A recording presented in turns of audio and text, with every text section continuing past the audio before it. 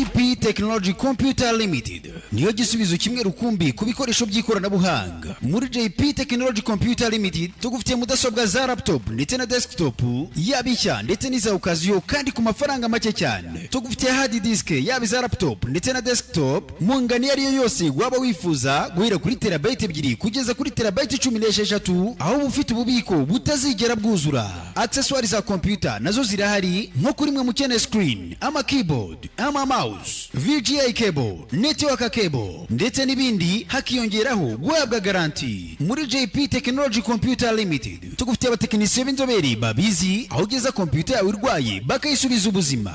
JP Technology Computer Limited dukora imbere y'isoko rya Nyarugenge mu mujyi wa Kigali. Ushobora no kuduhamagara kuri 0788 cyangwa ukatwandikira ku mbuga nkoranyambaga zacu twitwa JP Technology Computer Limited. Ubu icyo twashyize imbere ni ukubaha serivisi zibanogeye.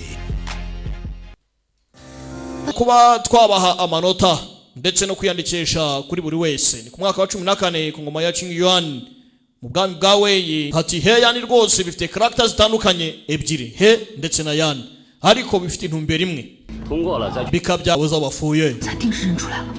Ubuse arabimenye cyangwa ko yabivumbuye se ko ntacyo akoze, ariko ikiza nuko aka kanya ndi umugabo. Escort agents uwa mbere tubonye afite igitatuwaje yari ibandi Wang Bo, wa kabiri turamubonye ngo yari yaraciwe mu gisirikare, uyu niwe nuwundi wa gatatu ngo uwaje ari ingenza yo muri Jingfu Xiao Jingfu.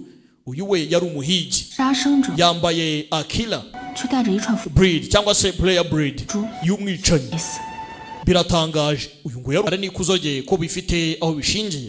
Ntago ibi wabamuvugaho ngo yarariye ngo yagize ate yanyunyuje imitsi y'abantu yarabatanze kugira ngo abone ntago mbyemera. Icy'ingenzi kurusha ibyo ziya ingabo z'abaziyawo zirimo zirarokirita abantu, ntago ihwanye n'uburyo ki bafitemo potential kuba bakwitoza. Gusa umwe muri benshi wanjye mbona rwose gafite potential ndabona kagaragara nkaho rwose kate